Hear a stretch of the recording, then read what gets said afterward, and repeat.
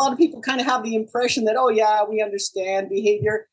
Actually, we have a really poor understanding of behavior. And I just attended our international congress earlier in August, and a researcher there, Irene Kamerlink, really emphasizing looking at micro behaviors. We really don't understand the continuity of behavior over time, and then the meaning of smaller behaviors, like even the nose to nose contact between a sow and her piglet. What is going on there? So now with some AI and automated technologies, certainly we can gather much better data on what animals are doing over time, and the power of our new systems. We can analyze this certainly much better than we did in the past, and the interaction between individuals.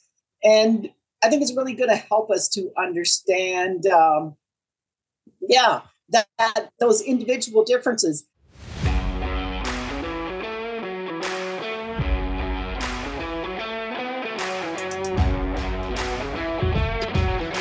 Welcome, everybody, to today's SwineNet Canada podcast. I am your host, Dan Columbus, and with me today I have Dr. Jennifer Brown, who is trying to enjoy retirement, but we keep calling her back to participate in these things. And so, but before you retired, Jen was a research scientist in ethology at the Prairie Swine Center. So welcome, Jen. Thank you, Dan. Yep. Nice to be here. And as you say, not fully retired, but it's because I enjoy what I do so much. So, I just can't just leave it. Yeah, I think that happens a lot. You retire, but then you just keep going because you enjoy it so much. But we're very happy to have you here and appreciative that you agreed to do this. So before we get into today's topic, just because there might be some people out there who don't know who you are or what you've done, so just ask you to give a little bit of background on yourself and your journey. Sure. I'm kind of a behavior scientist, but it came to me as kind of a later career. I started out in biochemistry and toxicology in Prince Edward Island, and then I did some clinical chemistry research there on the commercial side. Then I decided I needed to follow my heart, and I always enjoyed animal behavior and behavior research. And so then I started a PhD at the University of Guelph in swine behavior, looking at temperament and handling experience and how that influences market pigs and their stress response and meat quality. So yeah, I really enjoyed that time at Guelph. And then just as I finished up my PhD, I landed a job in Saskatchewan at Prairie Swine Center and got to continue that work. First working with Harold Gonyu at the Prairie Swine Center, a really nice program that he had developed, focusing a lot on stress in market pigs, but also a lot of work on group housing for sows and seeing that change coming to the industry. And so I got to continue that work in group housing at Prairie Swine. And as you know, Dan, and any other area where pig behavior or welfare issues have come up. In Canada, here our code of practice, we had the pain control at castration that was implemented. So how do we develop that and implement that on farm? And done a lot of work. New technologies coming along, infrared technology, using that to again predict stress as an indicator of the stress response. Really non-invasive technique, and then we could predict meat quality and maybe manage pigs differently. So yeah, I've had a lot of fun in my time at Prairie Swine Center, as you can tell. Swine Veterinary Partners offers a full range of animal health and production services to Canadian pork producers. We approach health management through personalized solution with concern for profitability while taking into account performance and the well-being of your animals.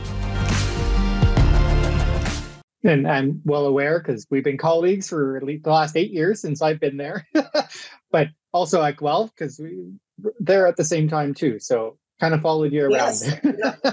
I get so that leads pretty well into the topic of today, which is ecology and welfare and the work that you've been doing. And I'll use your own words in the email that you said. It's like, okay, so, why do we want to study this? And you even said, like, a lot of people will say, don't we know everything? So I guess what's the draw, Right. and why do you feel that, this is an area of importance? For sure. Yeah, no, I think it's really, it all seems to be coming together more and more over time, with our access to better computers and modeling. A lot of people working now on automated measurement of behavior, and yeah, a lot of people kind of have the impression that, oh yeah, we understand behavior. Actually, we have a really poor understanding of behavior. And I just attended our international congress earlier in August, and a researcher there, Irene Kamerlink, really emphasizing looking at micro behaviors. We really don't understand the continuity of behavior over time, and then the meaning of smaller behaviors, like even the nose-to-nose contact between a sow and her piglet. What is going on there? So now with some AI and automated technologies, certainly we can gather much better data on what animals are doing over time, and the power of our new systems. We can analyze this certainly much better than we did in the past, and the interaction between individuals. And I think it's really going to help us to understand,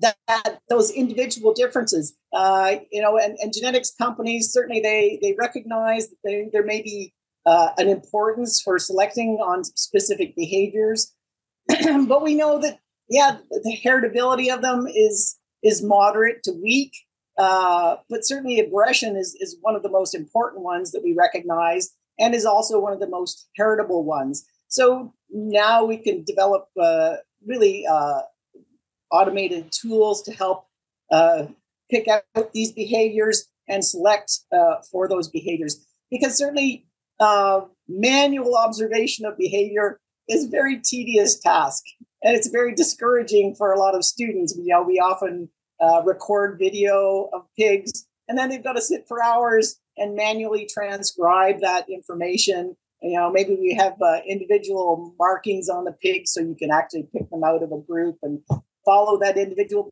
behavior, but incredibly time consuming and really not that rewarding. But if we could get automated systems to do some of this work for us, like they do with the mice in medical research, I think we're going to really advance that. And as you know, Dan, I talk about the connection between behavior and nutrition, and we're really starting to understand that now. For years, we were kind of worlds apart. What happened in the stomach wasn't related to the behaviors that were going on in the brain, but now it's exciting really to see that understanding of the microbiome and the gut-brain axis. I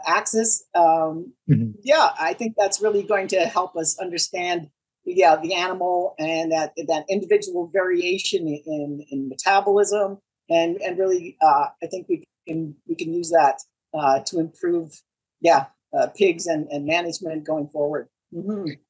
Yeah, I agree. As the nutritionist, we tend to look at it as just feed intake behavior. When do they go? How much do they eat? And kind of leave it at that.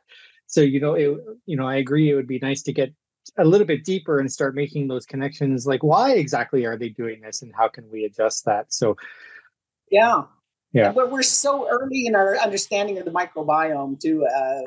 But I really hope we get some really good data from that microbiome analysis to help us understand what is going on with the different biome populations. Mm-hmm. Yeah, definitely. So you mentioned the code of practice, and I think it's been clear just for me watching that, okay, this provides a good opportunity to be like, well, what areas do we need to study in, right? For the work that you've done, and you've done a number of those things. I just want maybe comment on, how much it kind of dictates the research you do, and then on the reverse, right? The work that you're doing, how does that affect the code? Right. Right. I think that's a good question, Dan. Certainly, yeah, a lot of focus there on group housing for sows.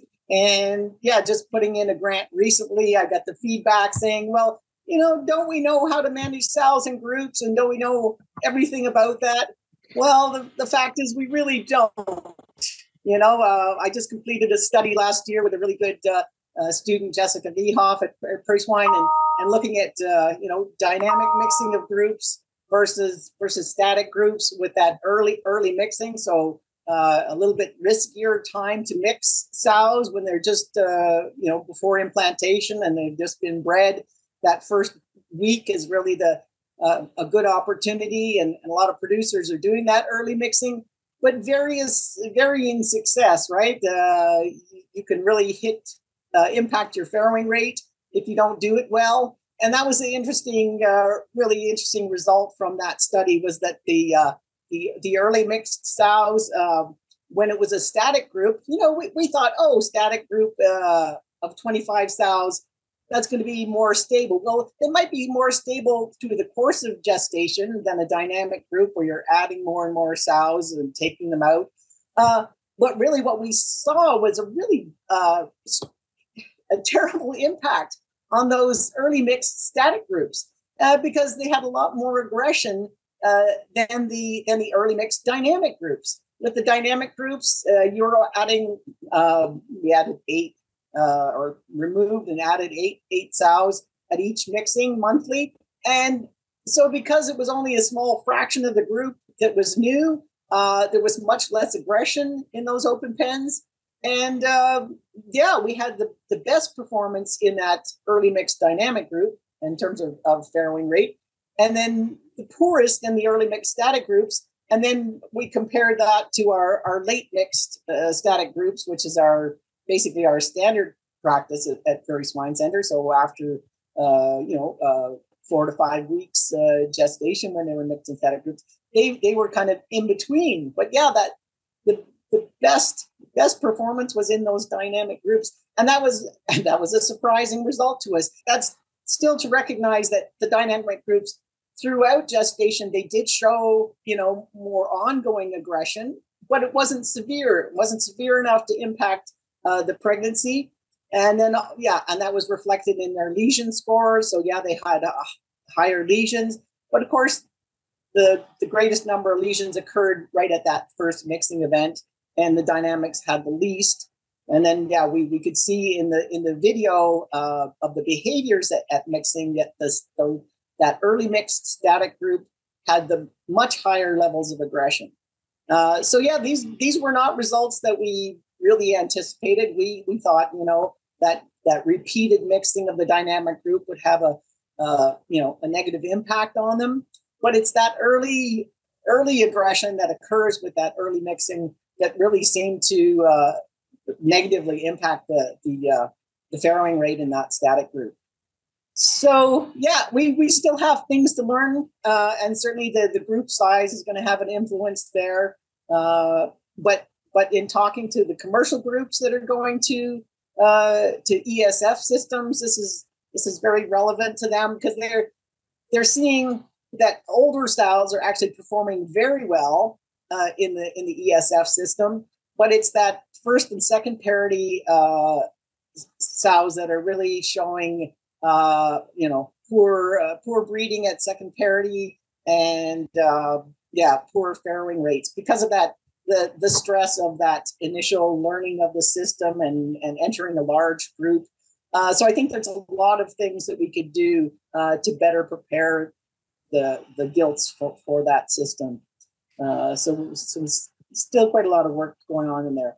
But you were asking me a bigger question about, that information will definitely go into the code and hopefully help producers as they transition to group housing. But then,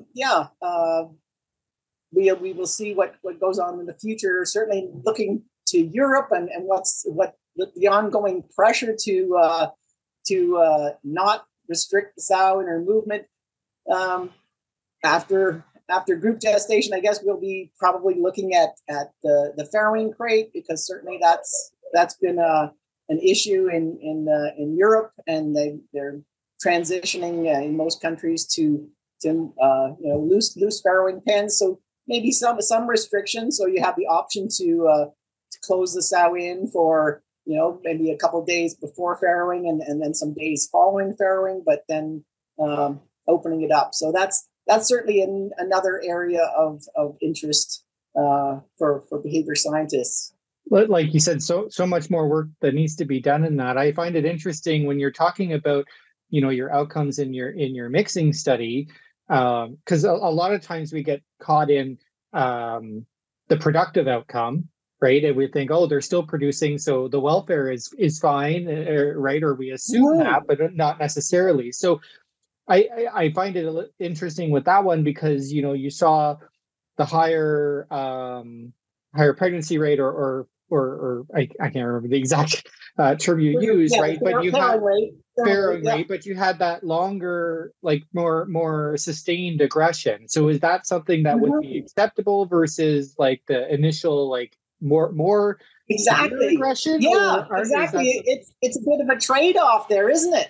Yeah. And certainly, we had a group of 25 sows, so you're going to see more impact of that aggression on that smaller group. Once you get to these larger ESF pens of 200 plus sows, you would probably see less aggression because they adopt a more a passive approach to competing with one another. But it emphasizes really what the take home has been for many of us scientists looking at group housing, is that management is really key. And that's the complex thing about group housing, is it can be done in so many different ways. We all know how a gestation crate or gestation stall operates, and how to feed a sow and how to check a sow. But then when you come to group systems, there's so many different variations, and how not just what we do, but how it's managed.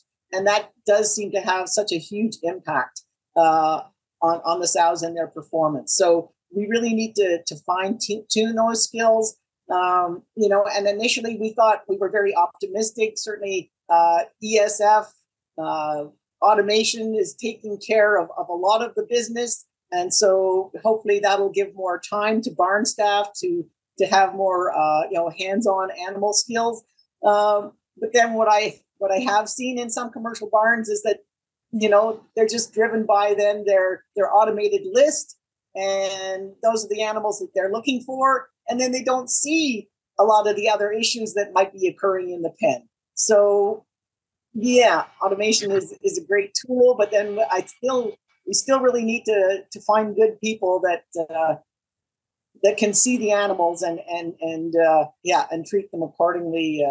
So I'm hoping to work now with some ESF records, and not just use it to identify animals that haven't fed and why hasn't she fed, but can we read that data, understand when there's issues based on the feeding patterns? Is a group more stable or less stable based on their feed order? What other information can we gather from this big data that's going to help us to manage the sows better and see when there's problems and address those problems in a more timely manner?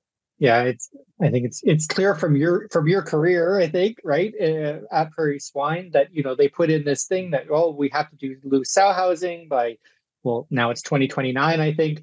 But there really was like, okay, but how do we do this, right? Which has led to a lot of work that you've done, and I think you're very well known as the loose sow housing researcher and Sure. kind of consultant for going forward. So clearly a lot that we've learned already, with the work that you've done, but a long way to go. And it's always those little, like, the different dynamics in different groups and everything. Actual management factors that are very difficult to measure and assess. What is the secret of good management? It's a combination of a lot of things, and hard just to write a formula or to include that information in a paper. We're always focused more on what we do, and then instead of how we do it, right? Yeah. So you've done some other style, I guess, switching gears a little bit, right? You've done some other work related to the code, and one that comes to mind is the pain management in piglets. So maybe just ask you to talk a little bit about that stuff. Sure. Yeah. No, it's been an interesting area, and certainly, pain control has been adopted in Canada, certainly to treat the post-procedural pain. Certainly, we're not really addressing the pain at castration, but that's another problem for another day. It requires different drugs, and but the use of NSAIDs, the Metacam, ketoprofen, has been widely adopted, and certainly that's 2016. July 2016 was the adoption date, and I think we nailed that pretty well. And that's because of the support of the veterinarians, right? The vets are, recognizing the code and working with producers to implement that. But then also with the code, it required enrichment, right? So enrichment's on the other side of the fence. It's like, well, it's been very slow to adopt enrichment, and that's supposed to be implemented across the farm at all stages of production. And so, again, there hasn't been a lot of support for producers to implement that, and often not a lot of hard evidence of the benefits that you're going to receive, as well as the complications of biosecurity, manure pit management. But we've been doing some research on that side, and trying to find practical things that producers can implement here in fully slatted or partially slatted systems that are not going to cause problems that are going to reduce issues like tail biting and hopefully occupy animals in a positive way. And so that's an area I'd really like to work on with producers going forward. Try and find ways that we can provide enrichment to pigs that's really going to benefit production as well as just benefiting the animals themselves. Yeah. It's like we said before, right? When you're focused on the productive outcome, it makes some of these issues a little bit hard to look at or to even promote to producers, because if they don't see that production, right? And then, pain control castration was certainly one of those areas. It's a bit more time, and you have to kind of figure out, how am I going to do my processing? Because it was pain control, not just for castration, but also for tail docking. We had to kind of readjust how we did our processing so that it's all happening at once. So we only have that one injection or oral administration of an NSAID to treat that pain. So we thought there would be more pushback on that from the code, but with the assistance of producers and the veterinarians, and then kind of streamlining that processing part, it's been implemented fairly well. Mm-hmm. Yeah. So then I guess, because you brought it up, when it comes to the enrichment, right? Are there things that you found or that maybe work particularly well, or things that surprised you in some of the work that you've done with that?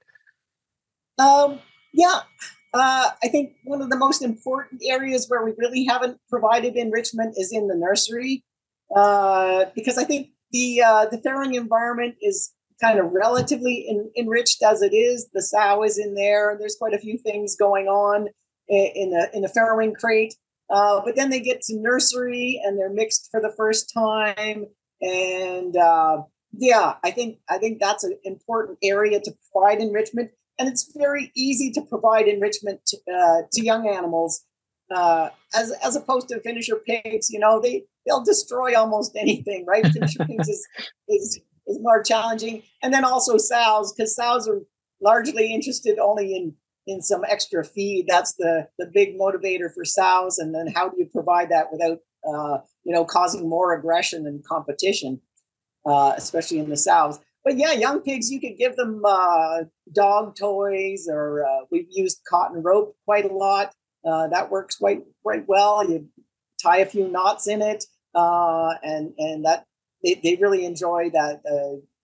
Chewing on a cotton rope suspended in the pen.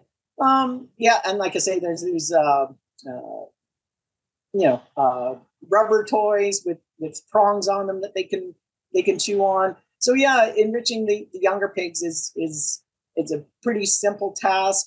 I imagine that maybe we should have like an old dishwasher in the nursery wing that we could throw these toys in, because they certainly do need to be washed between room fills. So something like that would be useful instead of having them sit in a stinky bucket or something.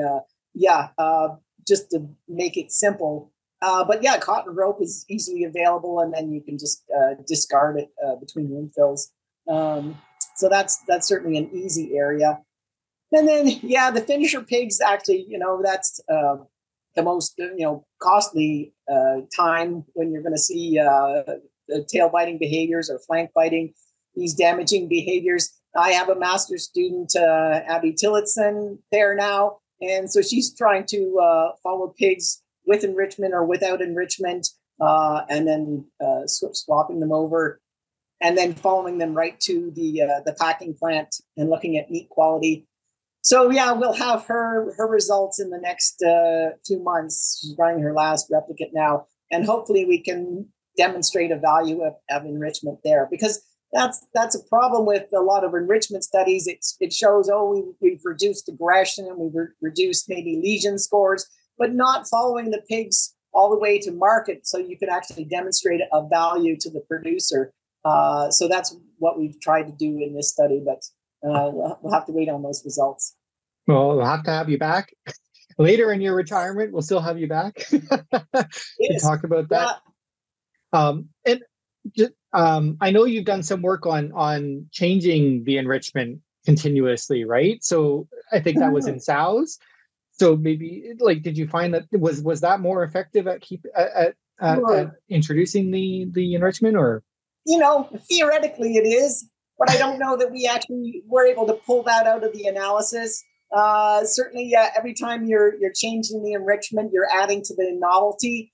But in sows, as I say again, when we provided a nutrition-based enrichment, that's what they really wanted. But it was a dispenser, so they had to kind of rotate the dispenser, and then we had pens with one in it, or two or three. And certainly having more of them, more sows were able to engage. But yeah, when you have a nutrition-based enrichment like that, they compete for it. And so you could potentially be causing more aggression unless you have it, that's the beauty of straw, because we included that as like a positive control. We know straw works, so we included that in one of our rotations.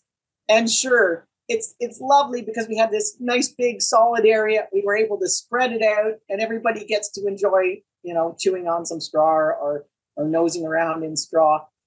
Unlike these individual little dispensers, which, one sow, one dominant animal is going to just control that thing. And so, straw continues to look like a very good enrichment, much to the producers are not always that willing to implement it. Again, biosecurity concerns. You got to bring it in the barn. Where are you going to store it? Somebody's got to deliver it to the animals. I've seen some nice European systems where they have a nice conveyor that can deliver it to animals around the barn, which is very great. But a lot of investment in that. Not always pet friendly either.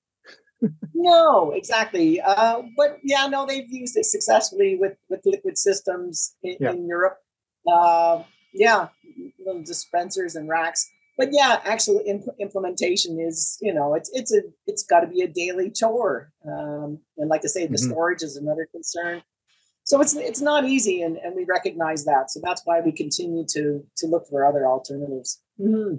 Yeah, it's very, very interesting. Hopefully you can, because I don't do that, but you can find some recommendations and show the benefit to the producers. I think that would be great.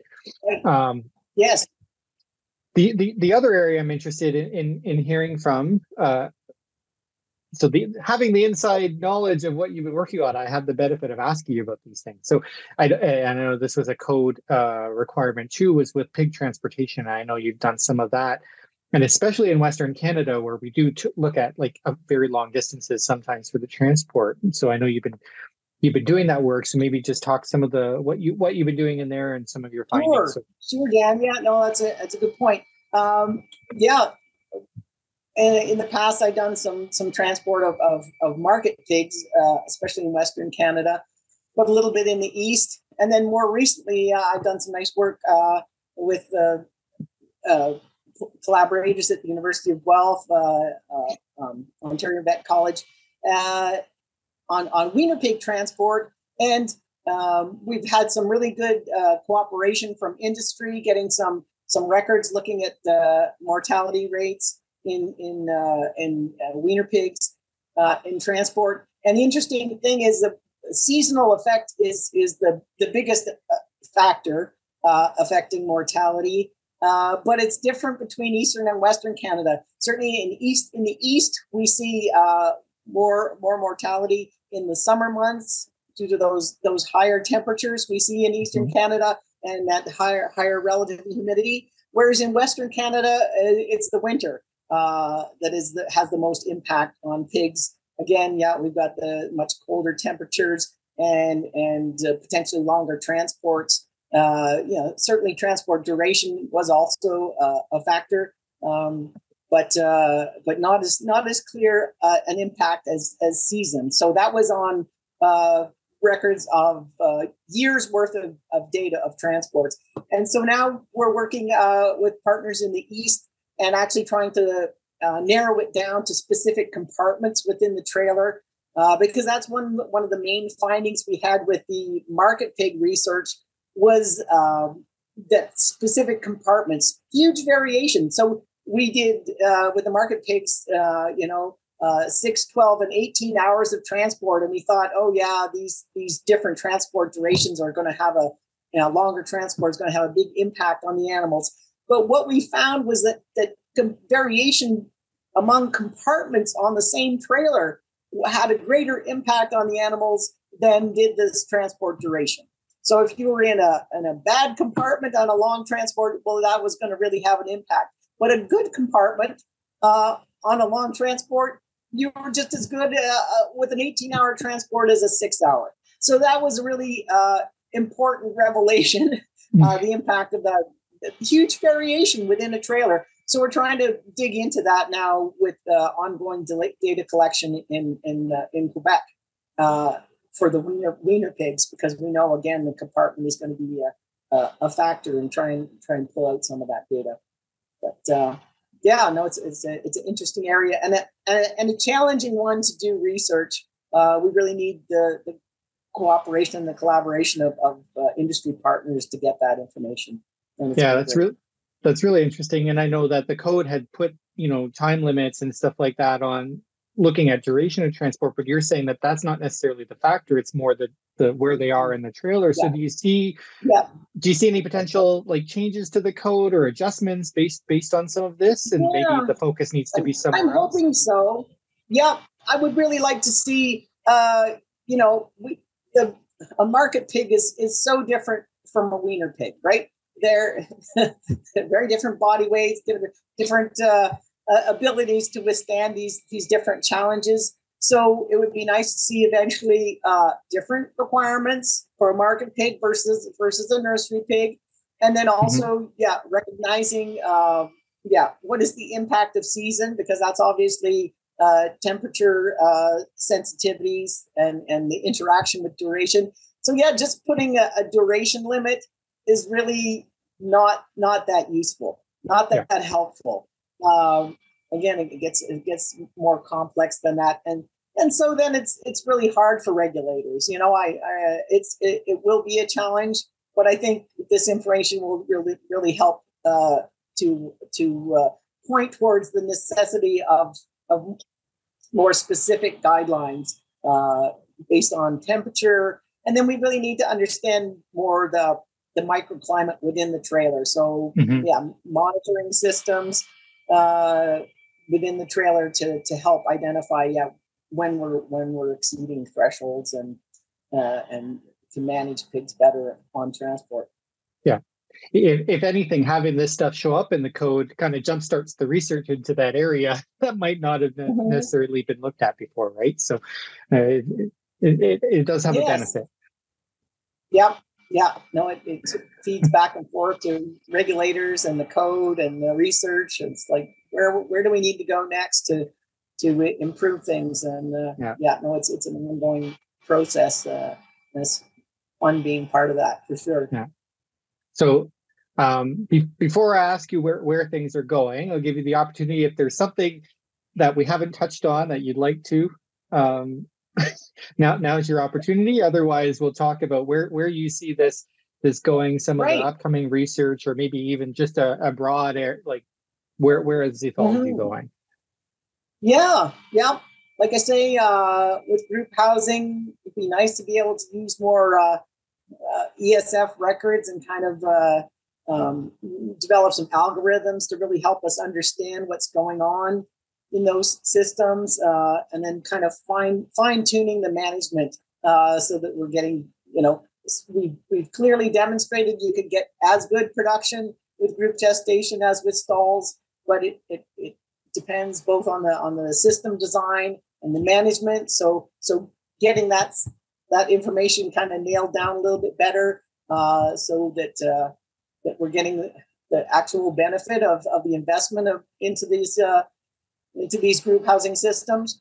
And then, looking, I'm kind of interested to move on to the farrowing crate environment, because it's a very complex environment between the sow and her piglets. I would love to see some ability to, provide more social interaction at an early age.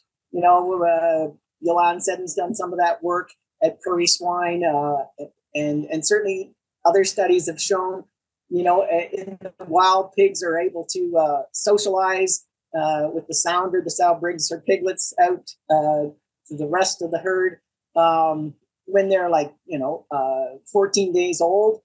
Whereas if we keep them in a farrowing crate with the sow for even that extra week with a 3-week weaning, we're really missing that window of socialization, understanding that those piglets, they're precocial. It's not like a human infant that's, takes a year to really kind of get crawling around.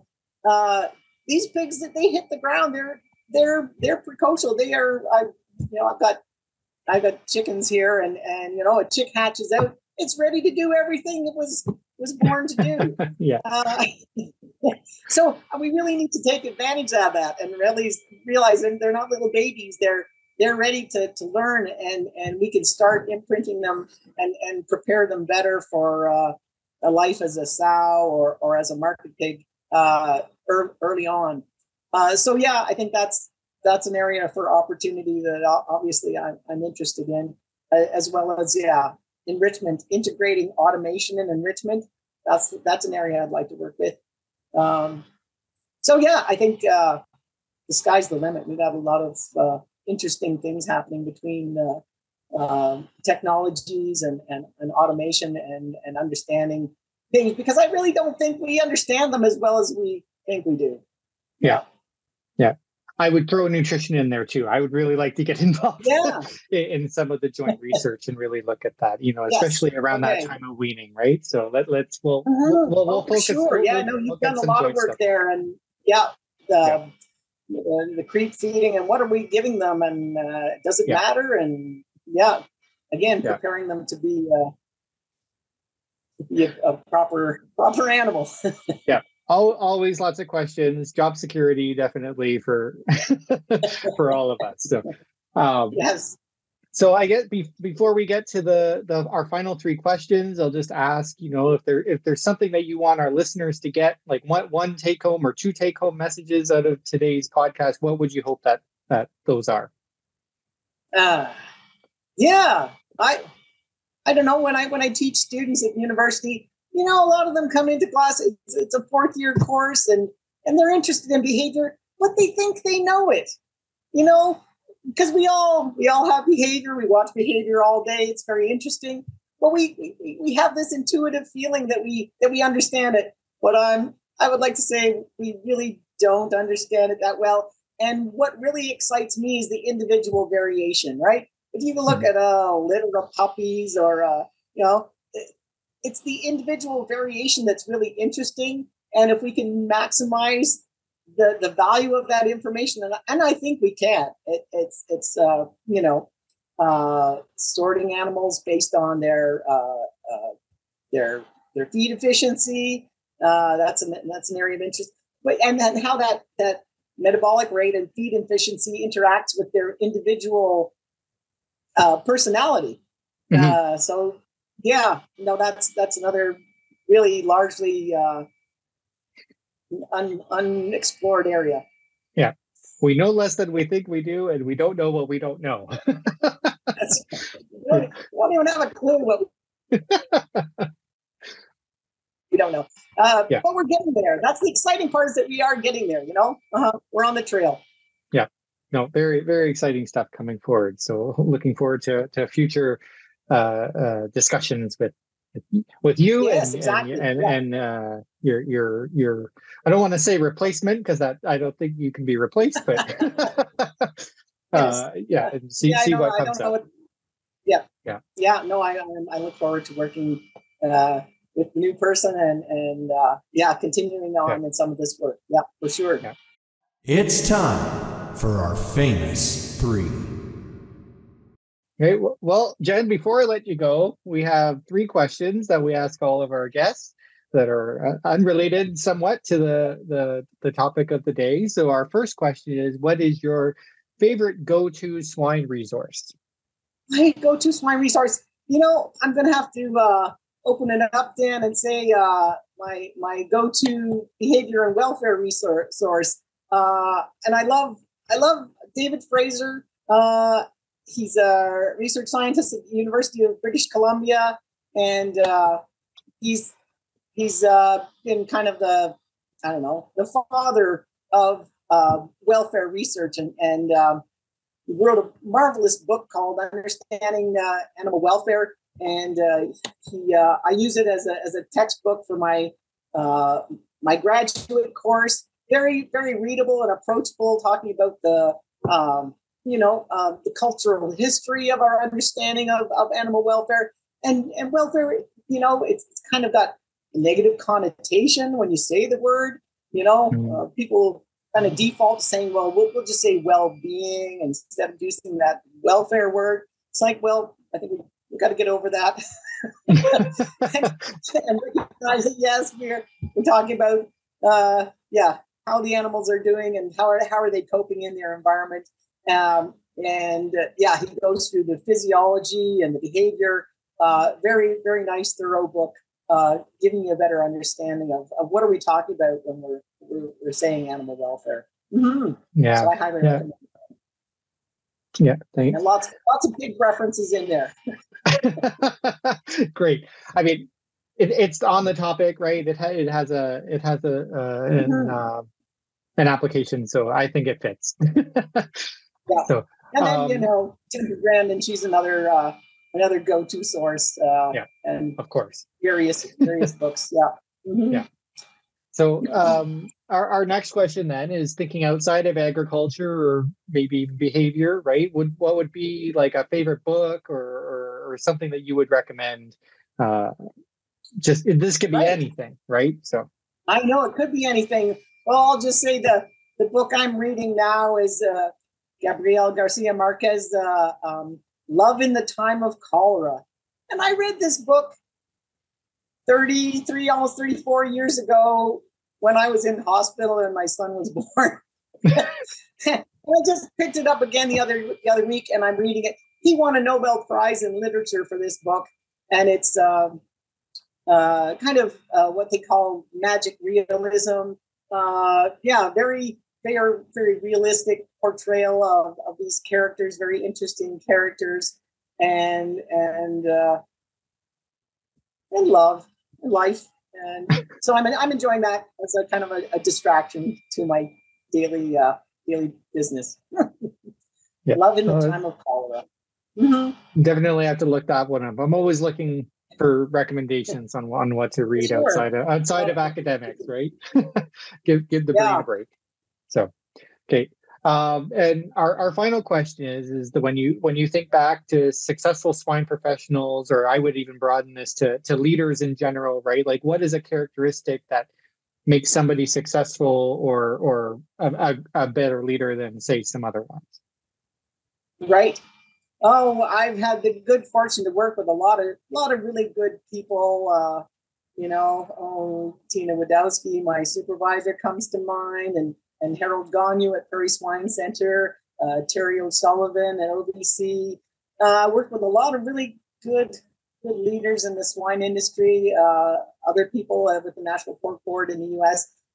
The ability to pull it all together, and understand, the producer's perspective, the industry side of things, and then the swine side, and then also have a good rapport with students and reaching out and sharing information.